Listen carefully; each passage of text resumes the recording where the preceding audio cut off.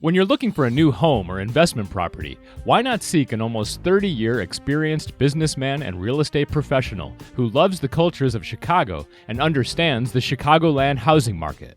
When you choose Ford Desired Real Estate LLC, Shawn K. Ford will answer all your questions about securing a mortgage and providing valuable information for your purchase. LaShawn's house hunting kit includes a detailed summary of area schools, nearby amenities, and testimonials from homeowners who live in your neighborhood of choice. LaShawn knows this city better than anyone and can expertly consult you on property values.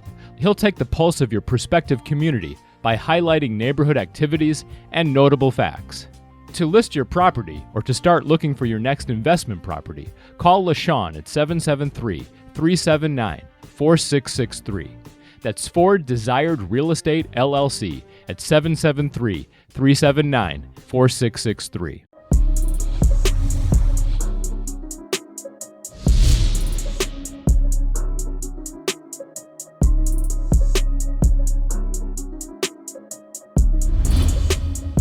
Well, here we are again on Chicago Hill. I'm LaShawn Ford, coming straight from the west side of Chicago. And we also have Meleika. I'm coming straight from the North Shore, the north side. North side is the best side, right? I think the south and west side, I disagree with that. And Mark Peysakhovich out here in Oak Park, holding up the west side. Well, you guys, with your property taxes. Yeah, you always want to throw that in, that you pay more property taxes. You know, that's because, there's a reason why you're able to pay more property taxes, Mark. And I would tell you that us people here on the west side would do anything to have the ability to pay those property taxes if we just had equal opportunities to those government contracts and job opportunities. That's what I hear. I won't argue it. I think there's some, if we're going to talk about the news, one of the things that's going on this morning is some disagreement between affordable housing advocates and people in the Obama Library neighborhood. What is it? The South Shore neighborhood. Because the property owners who are Black want to see some value increases in their property with this big, beautiful institution and tourism coming to their community. At the same time, there are Black and brown advocates who are very concerned that those property value increases will then lead to gentrification and pricing people out of the neighborhood. And so sort of two sides of the same coin. Be careful what you wish for, because as a neighborhood gets more gentrified, usually it doesn't happen with, like you said, Representative Ford, it's not the jobs and the increase in quality of living that go with it. It's just the higher property costs. So some people move in who can afford to move in. People who can't afford it move out, move away, and that's what causes gentrification. So it's one of those things that, I don't know which side, I suppose I'd be on the side of the homeowners if I was a property owner. I just don't think it's fair for them to, want their properties to stay, at the same value. Meleika, and we talk about this, the three of us, about how to better gentrify a neighborhood. Gentrifying a neighborhood seems to be taboo, as you hear Mark speaking about how it may force people out of the neighborhoods. But there's a way to gentrify, to bring vibrance to a community, to make sure that people that have been in those neighborhoods have some assurance that they will not be pushed out. I think it's okay for property taxes to go up if your property values go up. I mean, I'd rather pay more in property taxes and have my greatest investment go up from $100,000 to $300,000, $400,000, $500,000. That's what you call creating generational wealth. Property is one of the greatest investments that one can make. And we can't hold communities back, but we have to be fair and not push people out of those neighborhoods because they can't afford to be there. Yeah, how do you do And that? that's what I was going to. And that's what I was going to ask. I'm sorry, Meleika. Okay. You know, what happens to the grandma? She's still getting the same Social Security check. And now her property taxes have quadrupled, and it's just not in the cards. How do you deal with that? Well, there is something called, let's use some of the history of America. Let's institute things called the grandfather clause. Whereas if you live there, then your property taxes will be frozen and you'll be able to stay there because you're not going to have your property values go up and your property taxes go up. But if I'm a senior citizen, I've lived here 30, 40 years, and I've held this community down, there should be a freeze on my property taxes. And if you can say that you lived in this community for a certain period of time and you want to buy or you have purchased, there should be something in there like we did to prevent people from voting in this country called let's grandfather them in. That's a good idea. We're facing that here, and that's a huge argument here in Evanston, especially at Fifth Ward, because it's predominantly Black. And so you have families who have been here for generations. I mean, since the early 1900s, their families have owned that property, and they're being priced out. I mean, they're having to move to Zion, to Skokie, to Niles. I mean, the kids younger than me and my age, they can't afford the property anymore. So they're losing that land that's been there in their family forever. So yeah, that grandfathering, I'm like, does our city council know about that? Because that is a huge, huge argument about the property tax. It's expensive to live here in Evanston, extremely expensive. And the houses are just, it's crazy. The taxes, the property taxes are insane. And that's one of the debates about reparations here in Evanston too. So it's, it all ties in together. So yeah, I'm going to bring up that grandfathering clause. That should be here. That should be there. Let me tell you what I know about people that moved to communities with high property taxes. They moved there because they like the community. They like all that their tax dollars afford them to have, and they don't mind paying them because they're going to get safety, high quality schools, and a vibrant community.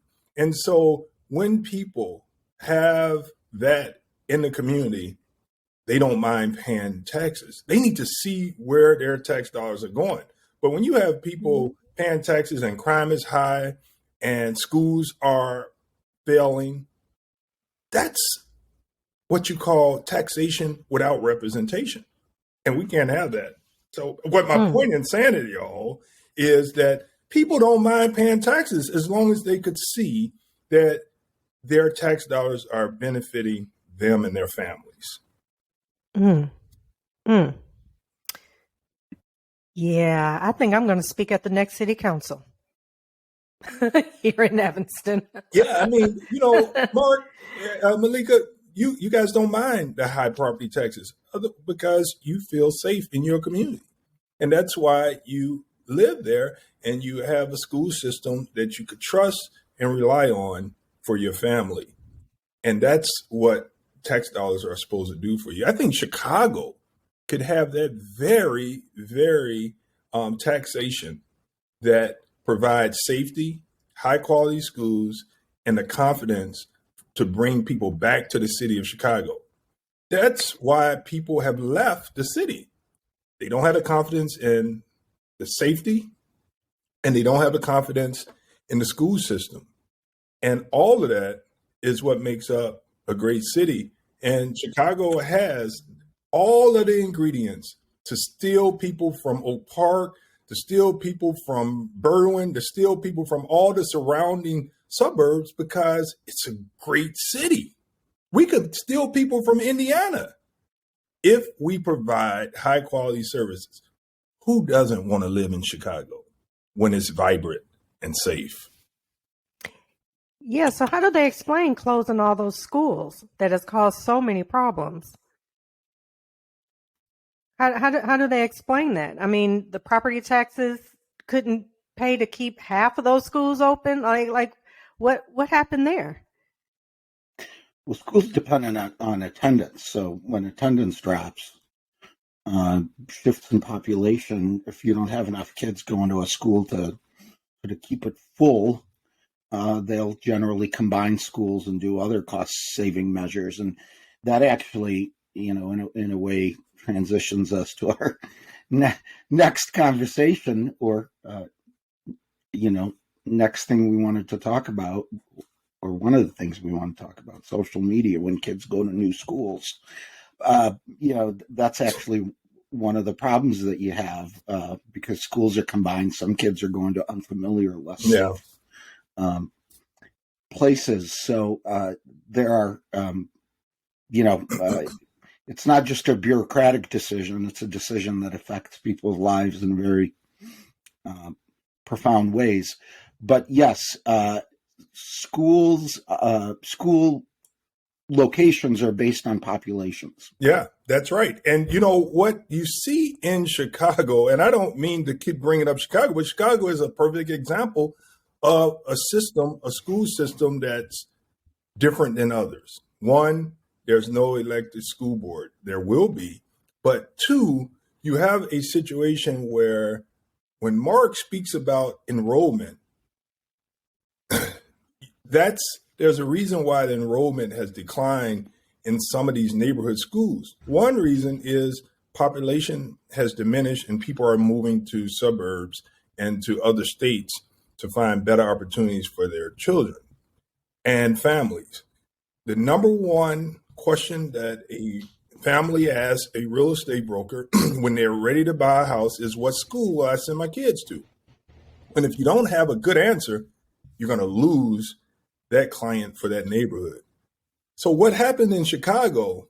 Chicago has this thing called charter schools, and they open charter schools sometimes in the same building as the neighborhood school or even a block away.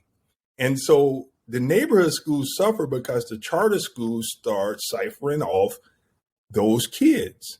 And so now you have a situation where you have 10 kids in this school, 10 kids in that school, and resources are split.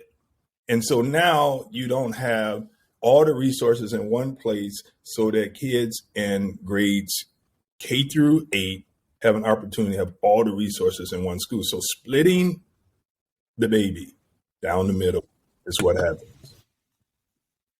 Given that, because I thought you're an advocate of school choice, Representative Ford, because you went to a Catholic school and got a good Catholic education, which I think you still talk about as sort of giving you a leg up. So how do we feel about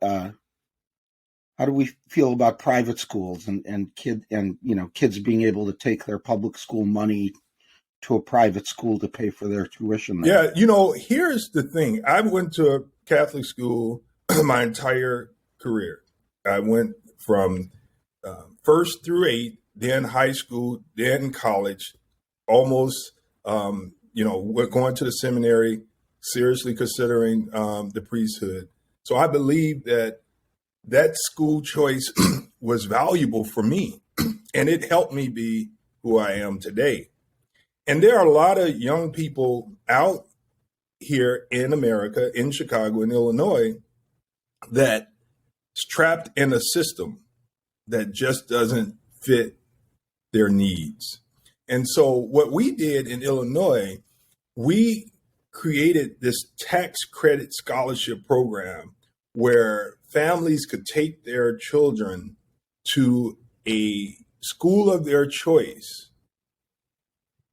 And that is the scholarship program that we actually created in Illinois. And so if you are a person that would like to have a tax break, you could donate to the scholarship program and get a tax break. And this allows for private schools to enroll more people. We need to make sure that that schools meet the needs of families. You know, I'm a strong supporter of public education and neighborhood schools, but I am also a supporter of making sure we meet the needs of children. There's no doubt that the best school is a public school when it's equipped and funded at the right level. Think about it. Whitney Young, one of the best schools in the nation. Walter Lane, you know, one of the best schools in the nation. I went to Weber High School, and the resources that Prosser had dwarfed the resources that we had at Weber. Prosser, public school; Weber, private school. I had to go to Prosser to take driver's ed. We didn't have a swimming pool at Weber. I mean, the resources, when we invest in public schools, will yield phenomenal citizens. And we need to invest in public schools, but we can't hold back families that public schools are not going to serve their needs. All right. So should we leave the education conversation there? Because there's something that I'm really eager to talk about, or are you guys ready to move on? Let's go. Yeah. So let me just read this a couple of very brief paragraphs from a Fox News report from Tampa, Did you hear Florida. that? Fox News. Mark watches Fox News. Mark, you watch Fox News? I do too, Mark. Mark reads Fox News, but this is just the first one that popped up when I Googled, Okay. so I apologize. All right. So a Tampa donut shop worker accused of punching and killing a customer for using a racial slur against him will spend 2 years on house arrest after pleading guilty to felony battery. The judge on Monday ordered former Dunkin' employee Corey Pujols, 27, to complete 200 hours of community service and attend anger management courses. So bottom line, this is a manager at Dunkin' Donuts, young black man, a belligerent 77-year-old white customer, provokes a fight, screaming, yelling, typical, entitlement, and is throwing around the N-word. Finally gets in this guy's face with the N-word. This guy punches him, which is really probably something that I would too. The guy falls, hits his head on the ground, and that's the end. So what do y'all think about this? This is a fascinating case. On the one hand, clearly the guy, the older white guy, deserved what he got. On the other hand, you call somebody the N-word, and you get killed, perhaps unintentionally, but so. What do y'all think? Is this where are you on that? You think that's a fair? Do you think justice has been done? I'm really curious to hear what you think about this. Rep Ford, take it away. Okay, so let's get some more context to it. So the person that died is black or white? White. And so that means that the person that struck the person that died was black. Correct. And the person that's black was charged with what? Well, initially, after the guy died, I think he was charged with murder, and that was pled down. Manslaughter? Okay. And then, so now right. The black man has gotten house arrest for 2 years. Well, one, I think we talked about this before on the show, where we say that people have freedom of speech and they could say what they want to say, but they have to live with the consequences of what they say, because America gives us the freedom of speech. So this man had a right to say whatever he want, and he did. And because he did, he paid the price. Now, you can't put him in jail because he called the man the N-word, but people, remember, what you say, what you do, puts you in a predicament, and you got to be careful. So be careful calling people the N-word. Be careful calling people names, because the law may say that you have a right to say it, but there is something else that you got to worry about, and that is a situation like that. So I'm going to say that I'm sorry that America made the deceased white man feel strong enough to call the black man the N-word. It is America that has emboldened white America to think that it's okay to disrespect people of color. And so this should be a teachable moment in America's history, that is wrong to disrespect a person because there are consequences to it. So I don't like the fact that he called the brother the N-word, and I don't like the fact that he's dead. But we can use this as a teachable moment to wake up our conscience and respect one another. And so to the white man's family, my condolences go out to you. To the black man, my condolences go out to you, because you were put in a situation that you should not have been put in. If we could heal the nation and respect one another based on the character and not disrespect us based on the color, what the heck does he have a right to call the man the N-word? That's my perspective on it. What do you think, Meleika? I think the ancestors rose up and entered that black man's body and took over. That's what I think happened. And, I've been called the N-word. Rep Ford, you've been called the N-word? Yeah, as I've gotten older, I know best how to handle it. But so you've had, let me clarify, you've actually had sort of just belligerent white people call you the N-word to your face? Oh, yeah, white, Mexican, yeah. I had a director of my department, she was Mexican, call me the N-word. Oh, yeah. So yes, that still happens. It happens. It happens. So, when I was younger, your first instinct is to jump on them, attack them. But as an adult, you just, that there's a protocol and how to, especially when it happens at work. But to that black man, yes. There's a protocol? Yeah. There's a protocol where you all calm yourselves down? or what's the protocol? You turn the other cheek? You document, you record, because if they do it once, they're going to do it again. So you make sure you're ready to record it, and then you take it to the higher ups, and they need to determine how you're going to handle this. 9 times I'll say twice, I walked out with a fat check to keep my mouth shut. So yeah.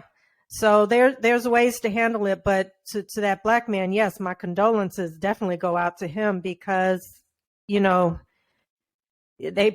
white man probably caught him on a really bad day, and it just was not the day. And I know a lot of black people can relate to that. Like, oh, it's the wrong day. But I totally agree with Rep Ford on that. It's a sad case either way. Condolences to both, and that it's a sickness. Racism is truly an illness. It's a sickness, and people have no idea how painful that word is, how it feels. I remember being little and being called that word by grown white adults. Yeah. And it's so painful. It hurts so much. They have no idea. Tell it. Yes, it's painful. See, that to me that just made the hair on the back of my neck stand up to think about a white adult messing with a black kid like that. Oh, yes. I can't believe that. I think there are a lot of things that white people can't believe happen. Yeah. And maybe that's why they happen, is because a lot of the whites who, would object don't. It's just unbelievable. Yeah. Tell me, so can each of you remember the first time you were called the N-word by a white person? Yep. I would say that, honestly, I don't recall ever directly being called it. I do recall driving in the suburbs before and being spit at by a white person. I don't even know this mug. And spit, I had a convertible at the time. This mug spit in my car. What? I didn't even do anything to him. And thank God, but that was one of those situations where clearly he thought less of me as a person because of the color of my skin.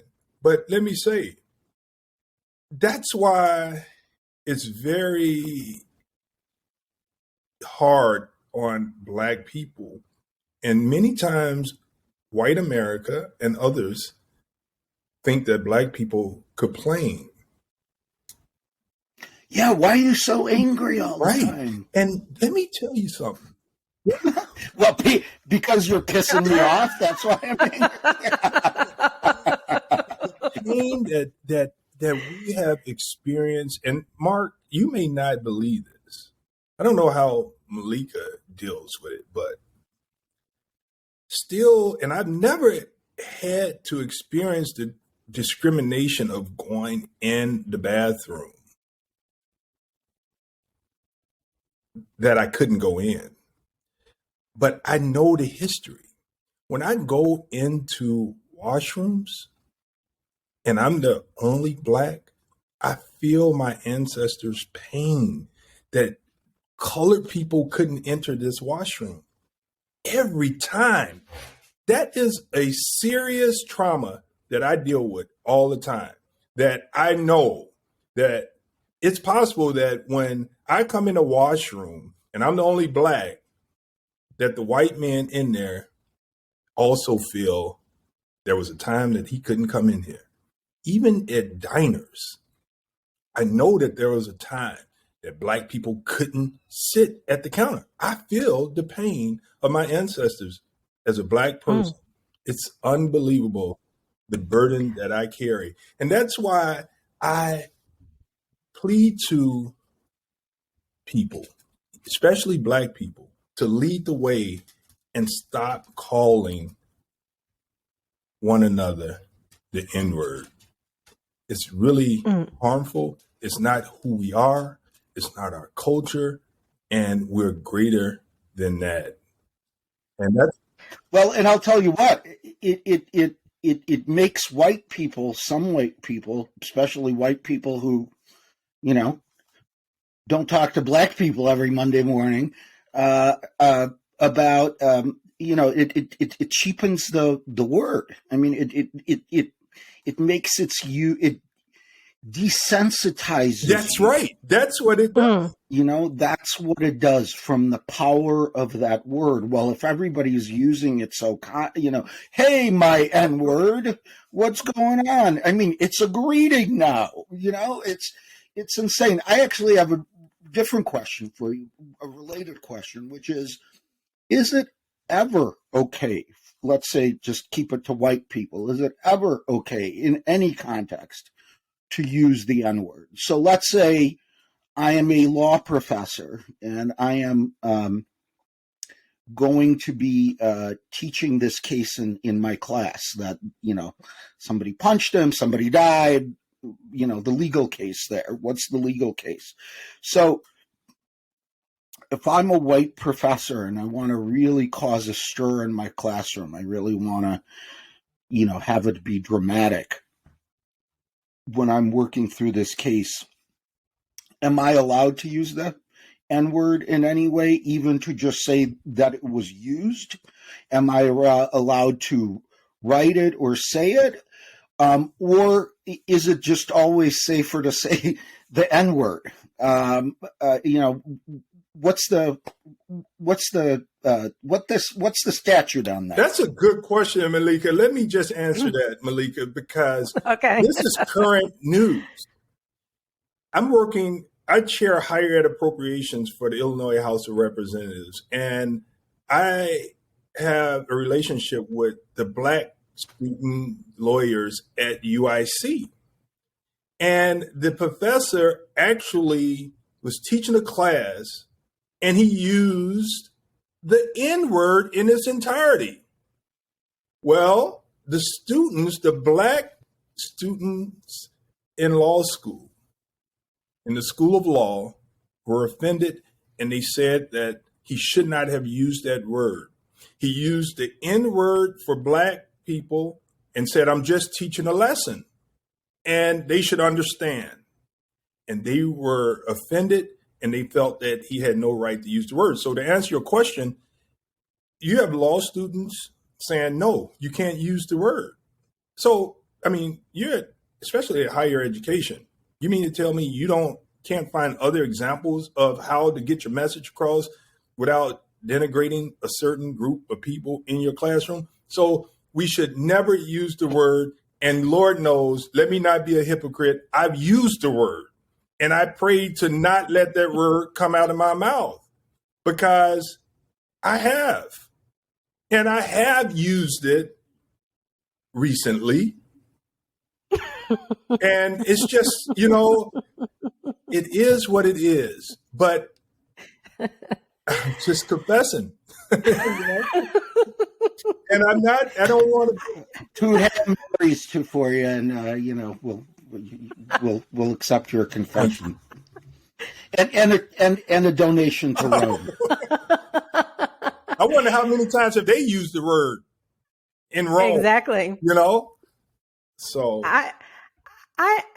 okay.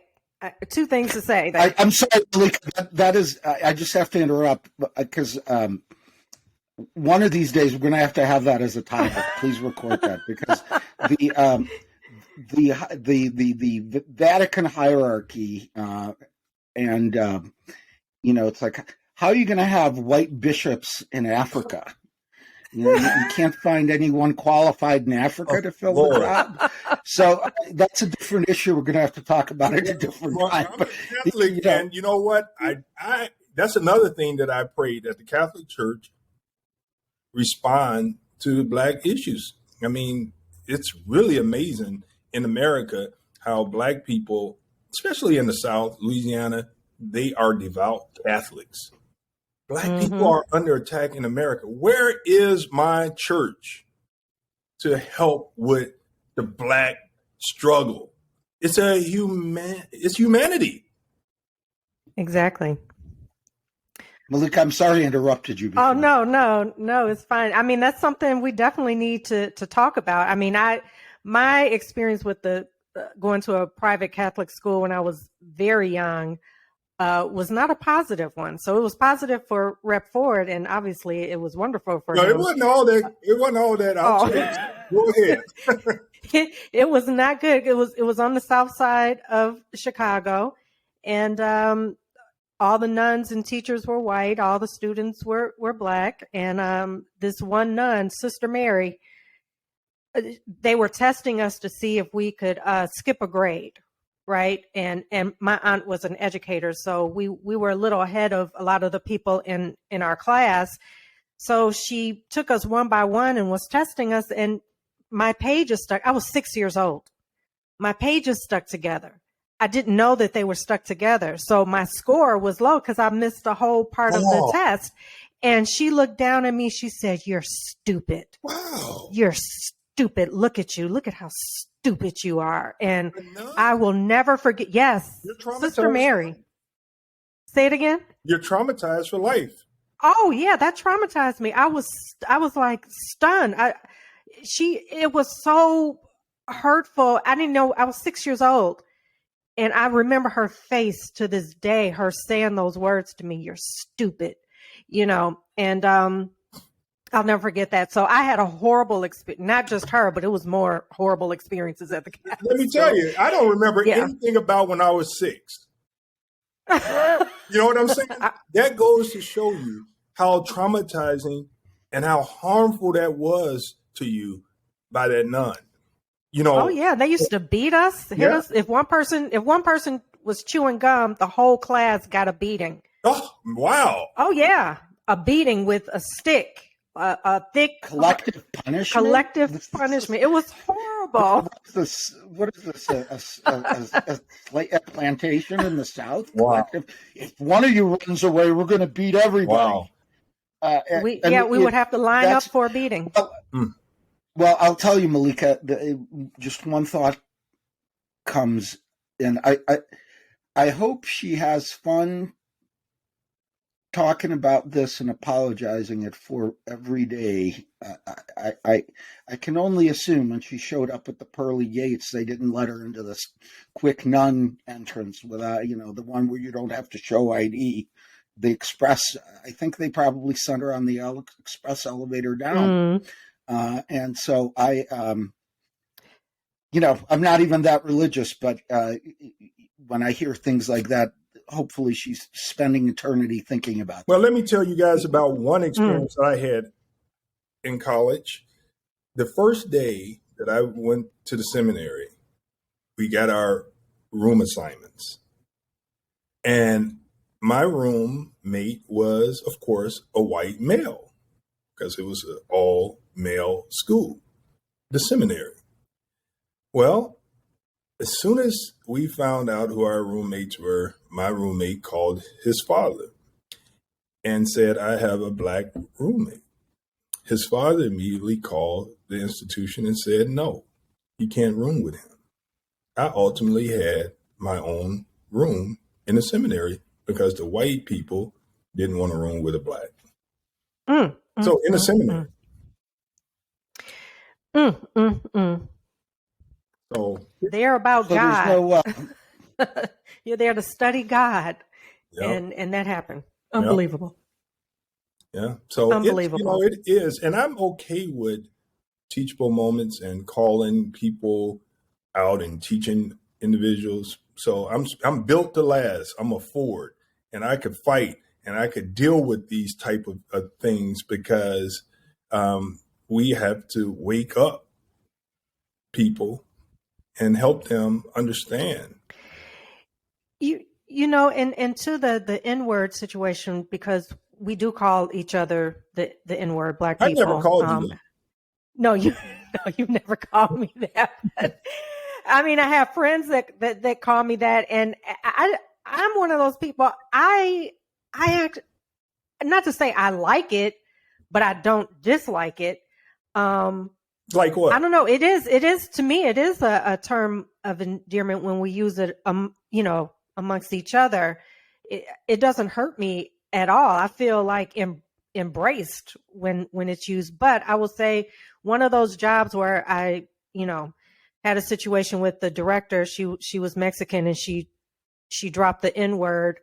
She didn't know that I was in earshot. I didn't go to lunch. I was sitting in my cubicle. She was talking to another Mexican female, and I won't go into the details of it all, but there was a witness, and he was from Pakistan. He was sitting across the way. And when I let her know that I heard her, like, they walked out laughing, like nothing's going to happen, And then he rolled his chair over to my cubicle. He was like, "Are you okay?" And I said, "No, I am not okay." So he was my witness. Went and reported it. He told what happened. And then somehow in the HR department, it turned into, oh, well, it wasn't malicious. They call each other that all the time. She was joking. That's what it turned into. And then he came back to me. He said, well, it wasn't malicious, Meleika. I mean, you're just being sensitive. And, she didn't mean it in that way. And I was like, are you heard her? You rolled over to me to ask if I was okay because you heard her. You heard how she said it, how she used the word. You knew it wasn't a joke. So, and there's nothing to joke about that. Where's the joke? And I was so livid. I was pissed, but they used the excuse, well, you all use it in your music. You say it to each other. So why can't she refer to you all as the N-word? That's what HR told me, and I won't say what I did in retaliation. I'm not proud of it, but I got her back really good, and I made her feel what it feels like, what they're called and what she called us. Yeah. And then all of a sudden it changed. It changed, like, because there were a lot of Mexicans that worked at this particular place. Oh, but it wasn't okay to refer to them, a racial slur. And they were ready to fire me on the spot. Wow. So, yeah. I was like, oh, yeah, it doesn't feel good, does it? Oh, I was joking. I was joking. Joking. Well, for me, I don't associate myself with that term. So I'm not that. And I would say that the way society has corned it and how it say what that type of person is, that sure ain't me. And I would tell you that people, regardless of the color of your skin, you could be it. So that's true. You could be it, but it ain't me. And so when we tried to take on this N-word to be a cultural thing of just black people, no, since this word ain't never going nowhere, let's take it on and say all those people that are inhumane in their behavior, let's give them the word. People that harm society, people that hurt other people. What do we say about them? If I was allowed to use the word, I'd use it on Putin. Yeah. See what I mean? Right. Yes. That's very relevant. You know what? That's absolutely right. There we go. That's a good example. So but don't they break it down, Rep. Ford, Mark? Don't they break it down? There's the Nigger, and then there's the Nigga. So which one is Putin? Actually, I thought it was AH at the end. No, I thought there was an H at the end, but either way, I wouldn't know anything about it. Never use it, never think it. Yeah, I'm not. I will say that I flinch. It makes me uncomfortable, even if it's two black people using it with each other. And I don't know what it is. Certainly, they're comfortable, and it's not necessarily my place to judge. But I'm not comfortable in the use of that word, regardless where it comes from. Yeah. Or who says it. Mark, you also, words matter, right? And, you talked about social media. It's all words, right? And you brought to our attention the other day about how social media is causing violence in our communities. Words matter. And now we have this big thing called social media that's causing problems throughout our communities. You read something the other day that you shared with Meleika and myself. What was that? It's just that yet another study that says that social media increases violence in communities of color in particular. And that's not sort of experientially, that's not hard for me to believe because, we've all seen sort of gang beefs going online. One of the things that I'm sort of particularly, I watched a documentary yesterday about a black rapper who got killed because of, by sort of rival gangs. It's gotten to the point where it's almost like there's a cachet in having your own rapper insulting your enemies online. And so I'm wondering, is that what a lot of this stuff's about? I mean, it's one thing to encounter somebody and get into a fight. It's another thing to encounter somebody and already be out to kill them, because the fight's already happened on the computer long before you even walked up on them. Am I wrong here? I'm really starting to think that a huge reason for the spike in violence, particularly the violence where a particular person is targeted, or particular people are targeted. I'm thinking a lot of that is online, and because you almost have more to lose on if somebody insults you face to face, it's just you and them. Somebody insults you online, that's for the whole world to see. So you feel like you gotta be the tough guy and settle the score and show people what happens when you get insulted. And I just can't imagine that can be anything good. So I'm really, the more I read about it, the more I get concerned about social media. I know it can do good too. Right now, we're promoting donations here, contributions here. People can have dialogue through social media and get to know each other. But I'm thinking, in cities like Chicago, where there are lots of gangs and these gangs are online, and they have digital turf, as it were, and you step in on that turf and you insult somebody, what's Hold coming. on, breaking news. Hold on. I got to say, have a good day, Tia. She's got to go to school. Bye. Goodbye. Bye, Tia. Have a great day. Have a good one. and stay away from the away games. from the games. And I think she left, stupid Mark, people. because she was getting, we were talking about social media, and she's like, I'm done. I don't want to hear no more. But Mark, I think that you're right about the social media creating violence. One, it's a thing that's happening all over the world. That social media is creating unsafe conditions all over the world, because the internet is worldwide. But we've seen in Chicago alone flash mobs where people could actually pull together thousands of people in minutes to come downtown Chicago to terrorize the neighborhood, to break into grocery stores and to break into department stores to steal and to loot and rob, all because of the internet putting people in danger.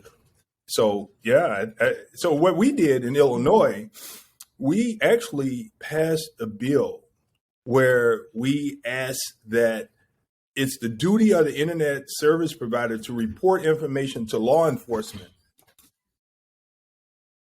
upon request of the law enforcement officers who has probable cause to believe that the service of the internet service provider were used to solicit a violation of conspiracy to violate, attempt to violate, or otherwise facilitate a violation of the law.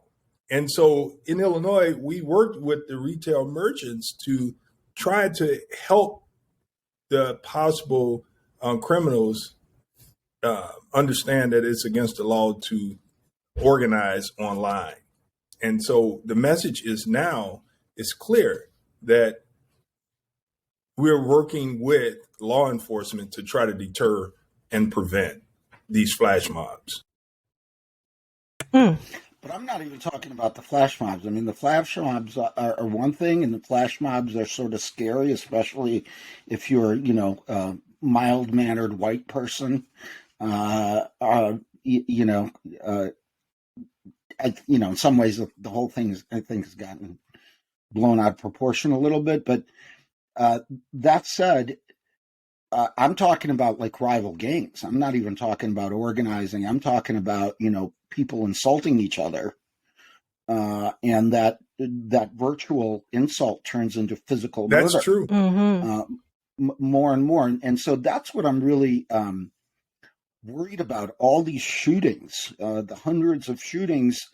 I'd just be curious what number of those murders in Chicago had an online component to them. Yeah, I think that gangs see their rivals. And you know what? Let me tell you why that brings up a good point. There was a rapper that was actually on the internet and was actually trolled, and they knew that he was on Rush Street. on the Rush Street at one of the, I think it was Rush Street, but it was over on the Gold Coast. So they knew where he was and they went and got him because he was on the internet beefing with them, and they got him and shot him right down on the Gold Coast. So that internet stuff is dangerous. And I think that people should really protect their own privacy. I mean, the internet is tricking everyone. I remember Dick Durbin had Zuckerberg on the stands. You may remember this, both of you. He asked Zuckerberg, would you mind telling us what hotel you stayed in last night? And Zuckerberg said, no. Would you mind telling us what car you drive? He said, no. And he asked him a line of questions, and Zuckerberg answered no to all of them. He said, well, why do you think it's okay to violate everyone else's privacy? Shouldn't you be protecting other people's privacy the way you like to protect yours? And so I think the message is people need to stop putting their private situations out there publicly. And Mark, Meleika, what do you suggest to a legislator that loves to listen to people about how to solve problems? What should we do to deal with this type of activity on the internet? We can't stop you from posting your beefs. What do we do as a government? We're in such this digital world now. We need to catch up for sure. I have heard of many cases of high school kids getting into it on Snapchat, on Instagram, and then it turned into pretty much a gang fight. In reality, because it immediately has an audience. Yes, it has an audience. You have to then prove yourself. Mm-hmm. So it is real.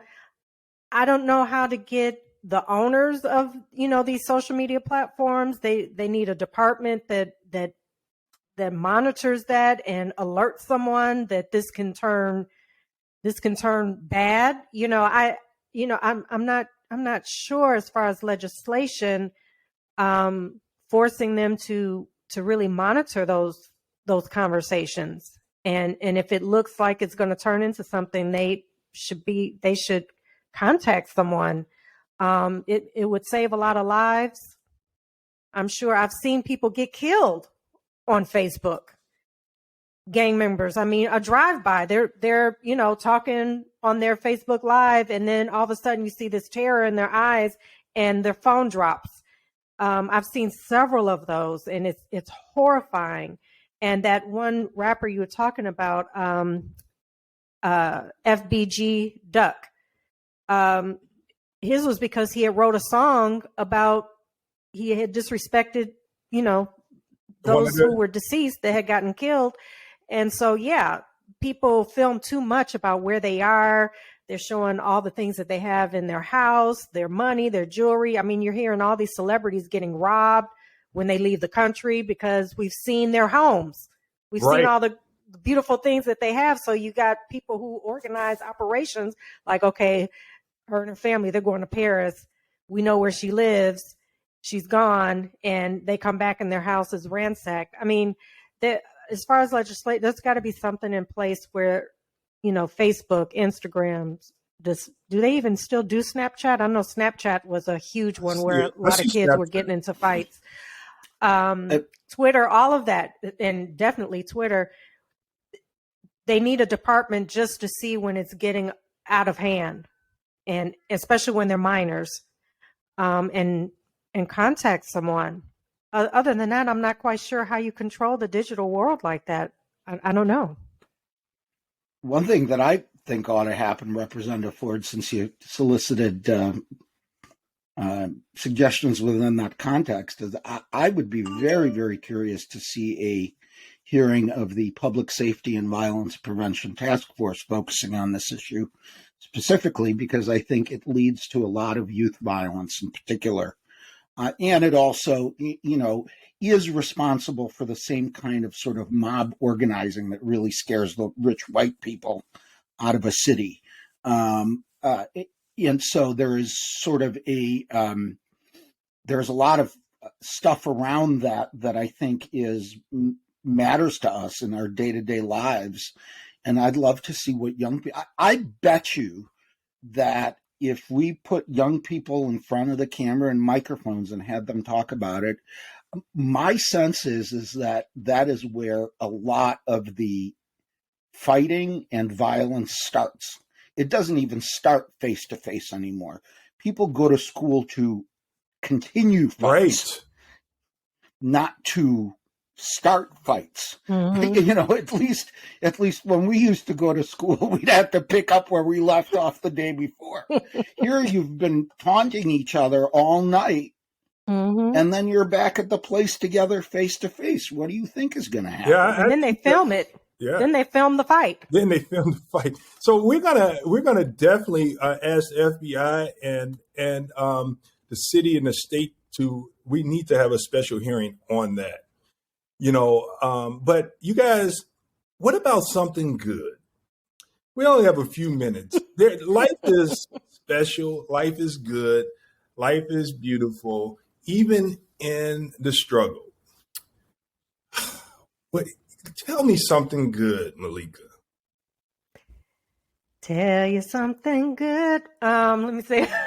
Wow, you're good. Yeah. I couldn't carry a tune if it was in a bag. Well, I'll tell you something that really warmed my heart was going to your event at the Chicago Chop House and your daughter speaking about her father. That was absolutely beautiful. I mean, that had to just make you feel so proud because she's so proud of you and you're setting an example to her for excellence. Yeah. And I just thought that was absolutely heartwarming and it made me feel proud. I'm not related to you guys, but it made me feel proud as a woman, as a human being, and as a Black woman, most definitely.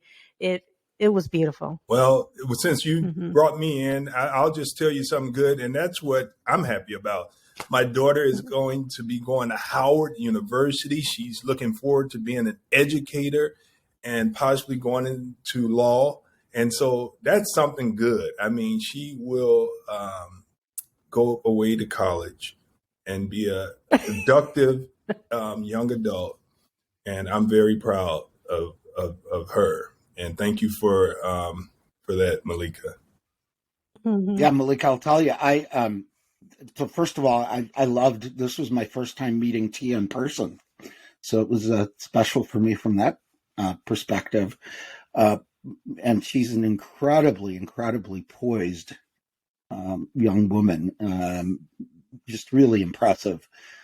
But I also sort of had one of these, sort of almost proud father moments because I was sort of helping her think through her comments, and she emailed them to me the day before, and I was actually in the car with my own daughter. So I said, I can't read this, read it to me.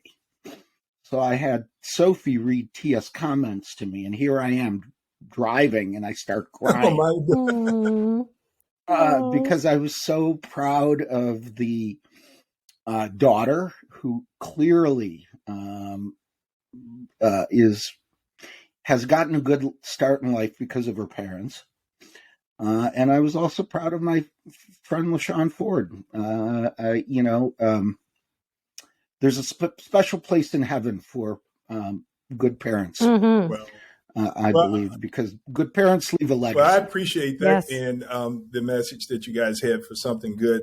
I just got one other question. Why is one of my eyes further over?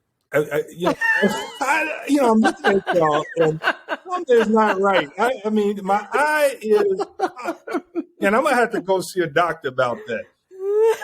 Until next time. I didn't notice. Ebony and Ivory, I'm looking at one of my eyes going further to the left. This can't be what's happening to me because I'm 50. But until next time on Chicago Hill, I'm LaShawn Ford. I'm Meleika Gardner. Fight for your life. Fight. And I'm Mark Peysakhovich. Don't be stupid.